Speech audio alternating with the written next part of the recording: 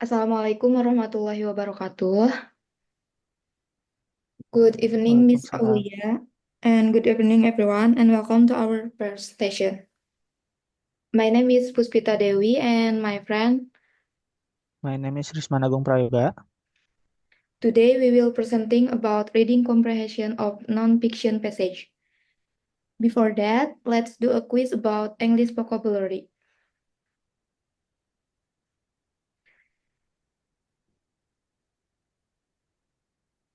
Apa bahasa Inggrisnya dari tolak ukur?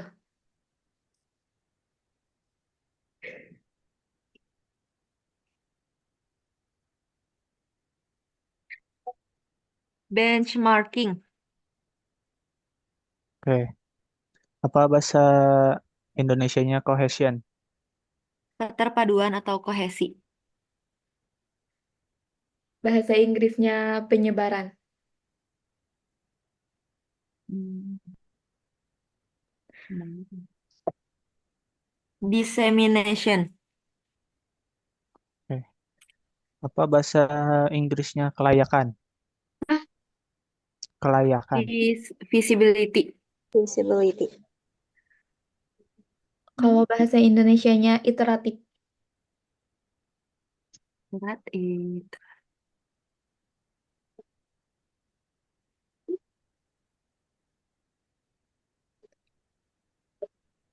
Berulang-ulang atau Iya. iteratif. Kalau bahasa Inggrisnya pencapaian. Attainment. Oke. Bahasa Inggrisnya heuristic. Heuristic. Yep. Apa bahasa Indonesianya evidence? Hah? Evidence.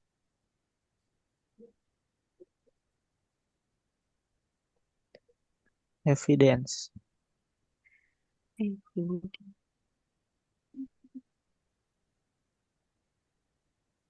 Ya, masa lupa?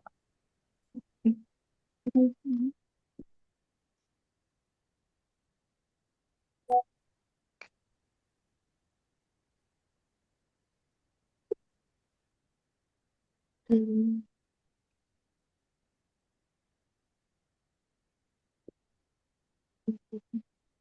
Apa? Apa? Experience. Evidence.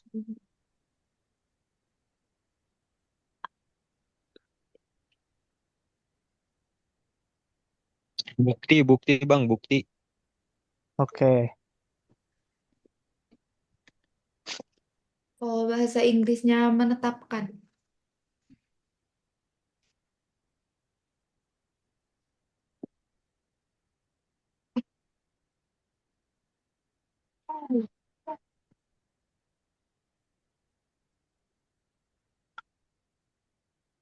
Establish. Betul. Oke. Kalau bahasa Inggrisnya penyimpangan.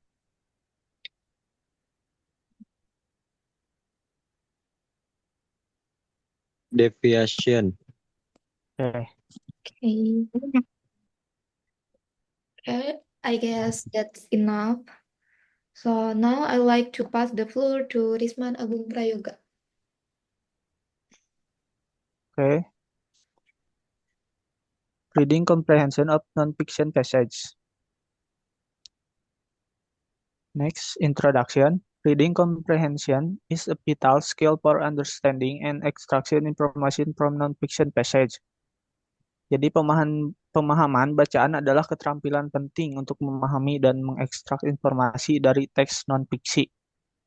Non-fiction text include a wide range of material, such as article, essays, scientific papers, historical document, and information text. Teks non-fiksi mencakup berbagai jenis materi seperti artikel, esai, makalah ilmiah, dokumen sejarah, dan teks informasional. Next, pre-reading strategies. Jadi, Free reading strategies are essential tools for improving reading comprehension, especially when dealing with non-fiction passage. Jadi, strategi prabaca adalah alat penting untuk meningkatkan pemahaman membaca, terutama ketika berhadapan dengan bacaan non-fiksi. Berikut beberapa strategi prabaca yang efektif untuk meningkatkan pemahaman kita semua. Pertama, ada preview the text atau pratinjau teks. Yang kedua ada activate prior knowledge. Yang ketiga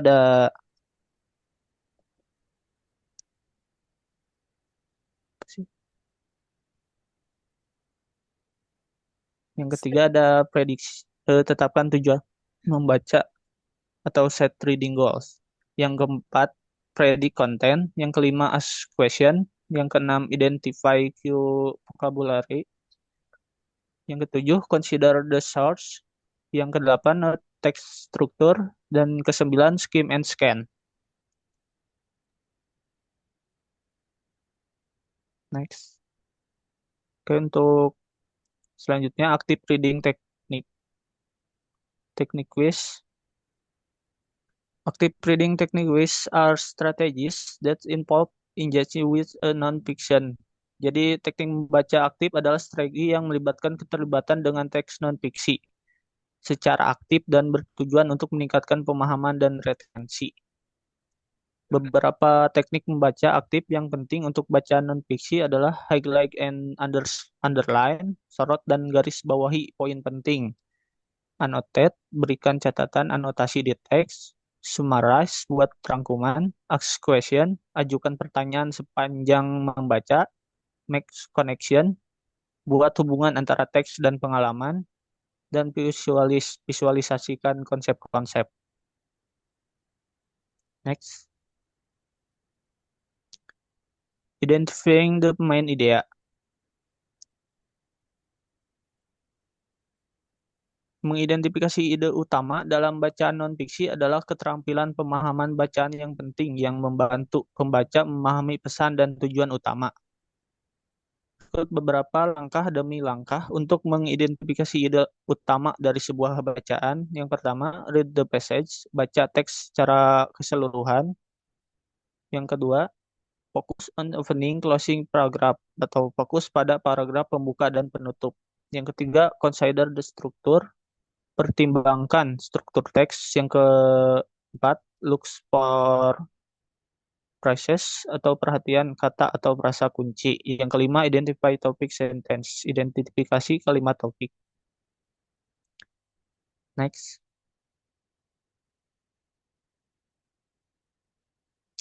Example of main idea. Jadi ini contoh untuk example contoh industri revolution.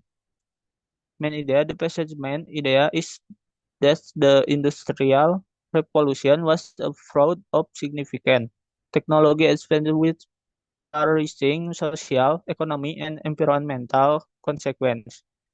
Jadi gagasan utamanya adalah perkembangan teknologi besar dengan dampak sosial yang luas.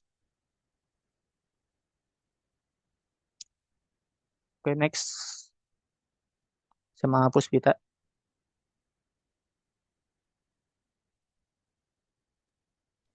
Okay, next is recognizing supporting details. Recognizing supporting detail is another essential reading comprehension skill, especially in non-fiction passage. Here is the process of recognizing supporting details. First is example statistic definition atau contoh statistik dan juga definisi. Two is cause effect relationship atau hubungan sebab akibat. Three is analogies and comparisons atau analog dan perbandingan. Four is expert testimony atau pendapat ahli. Five is steps in a process atau langkah-langkah dalam suatu proses.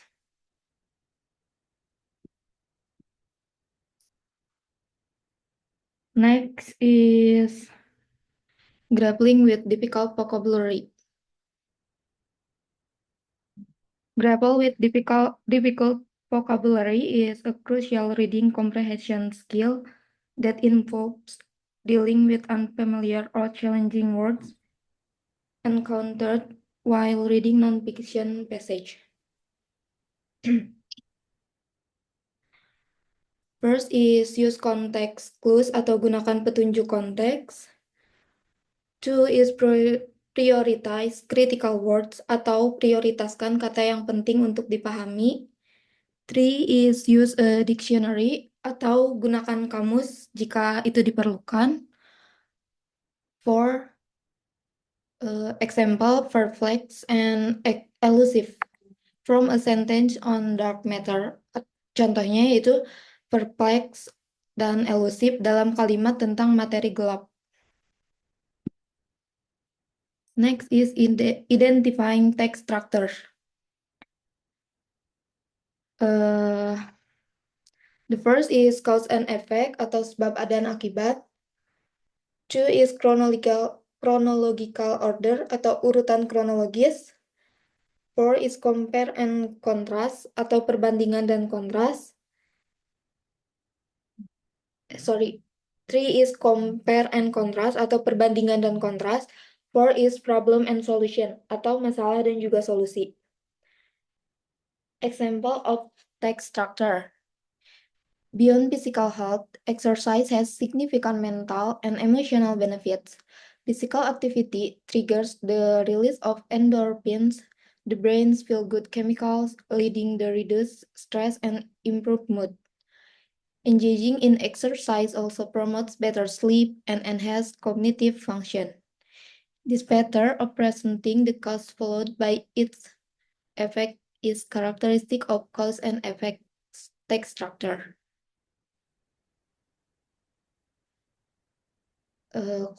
Conclusion. First is use pre-reading strategies. Gunakan strategi sebelum membaca. Two is apply active reading techniques atau terapkan teknik membaca aktif. Yang ketiga yaitu mengidentifikasi gagasan utama dan juga detail pendukung atau identify main ideas and supporting details. Yang keempat yaitu atasi kosakata sulit dan juga pahami struktur teks atau tackle difficult vocabulary and understand text structure. I guess that's enough. Any question? Ada yang mau bertanya? Saya. Saya. Oke, satu-satu. Karena, Boleh. wih, mantul gitu. Mantulnya. Mantul. Dah dulu aja. Jika cek sound oke. Dah dulu aja. Kaidah dulu. Oke, bentar. Strategi apa sih yang dapat digunakan untuk meningkatkan pemahaman terhadap teks non-fiksi yang kompleks? Oke.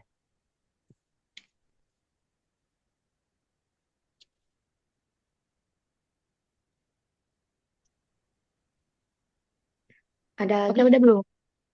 Oh, udah. Ya.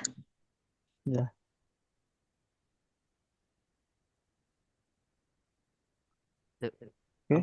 Aman.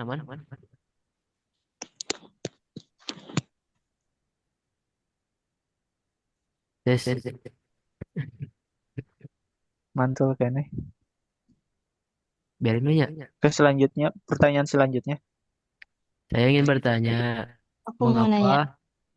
Oke, satu-satu. strategi seperti boleh. pratinjau teks dan prediksi isi teks dianggap penting dalam memahami teks non-fiksi. Terima kasih. Oke. Selanjutnya. Aku mau nanya dong. Boleh. Boleh. Satu-satu ya. Kamu dulu, Aini. Oke.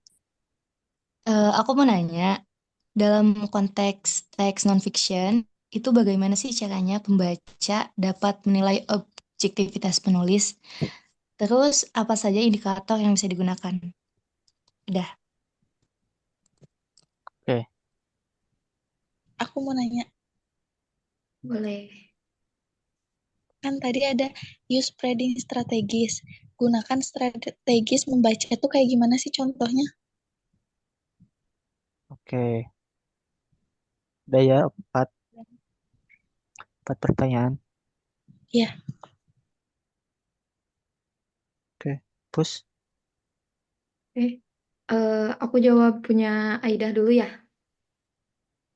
Boleh. Oke, jadi pertanyaannya, apa saja strategi yang dapat digunakan untuk meningkatkan pemahaman terhadap teks non-fiksi yang kompleks? Jadi, ada beberapa strategi untuk meningkatkan pemahaman tentang teks non-fiksi yang kompleks. Yang pertama itu baca judul, subjudul, dan juga ringkasan untuk mendapatkan gambaran umumnya. Yang kedua, melakukan anotasi atau tandai informasi yang penting dan catat pertanyaan atau ide yang muncul saat membaca. Yang ketiga, gunakan sumber tambahan. Cari artikel atau juga video yang menjelaskan mengenai konsep dalam teks tersebut. Yang keempat, yaitu diskusi. Bicarakan isi teks itu dengan orang lain untuk mendapatkan perspektif yang berbeda. Yang kelima, membuat catatan. Tuliskan poin-poin penting yang merangkum teks tersebut dengan kata-kata sendiri. Yang keenam yaitu visualisasi, membuat diagram atau mind map untuk mengorganisasi informasi. Yang ketujuh yaitu melakukan tanya jawab, bisa mengajukan pertanyaan tentang teks dan juga cari jawabannya dalam isi teks. Boleh dilanjut sama sama Risman. Oke. Fernan tadi pertanyaannya, mengapa strategi seperti pratinjau teks dan prediksi isi teks dianggap penting ya dalam Betul. memahami teks non-fiksi? Oke. Strategi pratinjau teks dan prediksi isi teks sangat penting dalam memahami teks non-fiksi ya, karena ada beberapa alasan. Yang pertama itu forming expectation. Reader can independent the main themes and structure of the next, giving them a clear picture of what will be discussed. Jadi, membentuk ekspektasi, pembaca dapat mengidentifikasi tema utama dan struktur teks sehingga mereka memiliki gambaran yang jelas tentang apa yang akan dibahas. Yang kedua, enhance focus. Jadi, meningkatkan meningkatkan fokus. Jadi, memperkirakan isi teks membantu pembaca untuk lebih fokus dan siap menangkap informasi penting karena mereka telah memiliki ide awal tentang konten yang relevan. Yang ketiga, encouraging engagement atau mendorong keterlibatan. Strategi ini membuat pembaca lebih terlibat, mendorong mereka untuk mengajukan pertanyaan dan mencari jawaban saat membaca sehingga meningkatkan pemahaman. Yang terakhir, helping in critical thinking. Jadi membantu dalam berpikir kritis. Dengan memprediksi dan memeriksa isi teks, pembaca dapat mengevaluasi informasi dan argumen secara kritis, membedakan fakta dari opini. Oke, cukup? Cukup.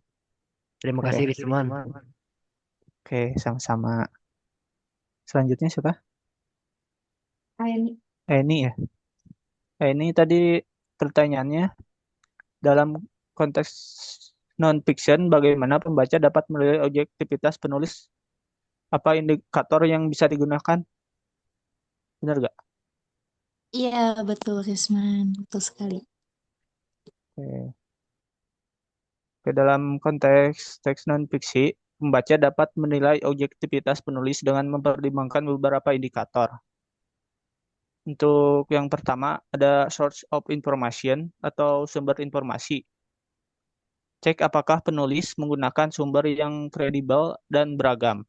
Jadi, sumber informasi atau source of information. Yang kedua, language used atau bahasa yang digunakan. Penulis yang objektif cenderung menggunakan bahasa yang netral dan tidak emosional, menghindari istilah yang bersifat provokatif atau bias. Yang ketiga, presentation of evidence. Presentasi bukti. Teks yang berobjektif akan menyajikan bukti dan data yang mendukung argumen serta mencakup berbagai sudut pandang tanpa mengabaikan yang bertentangan. Yang keempat ada balance analysis atau analis yang seimbang. Penulis yang objektif akan mempertimbangkan dan merespon argumen yang berbeda, menunjukkan kesadaran akan kompleksitas topik. Oke, yang kelima, purpose of writing atau tujuan penulisan. Apakah penulis bertujuan untuk mengedukasi, menginformasikan, atau ada agenda tertentu? Oke, cukup nggak? Cukup. Terima kasih, Risman. Oke, next. Yang terakhir ada pertanyaan dari Sherliana ya. Iya.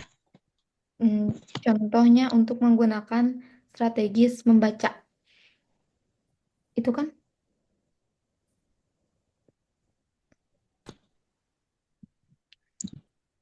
Jadi cara menggunakan strategis membaca tuh contohnya yang pertama yaitu prabaca.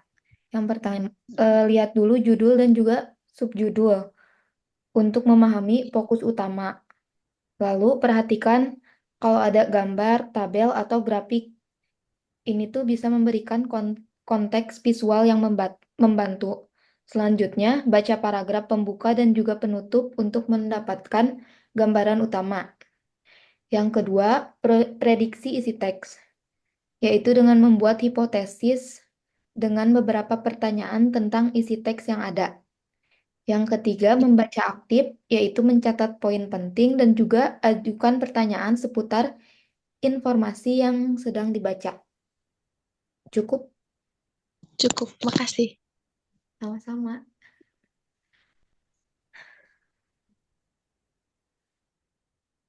Oke, udah ya. Udah. Okay. Thank you for your attention. I hope this information has been helpful and inspiring. Assalamualaikum warahmatullahi wabarakatuh. Waalaikumsalam.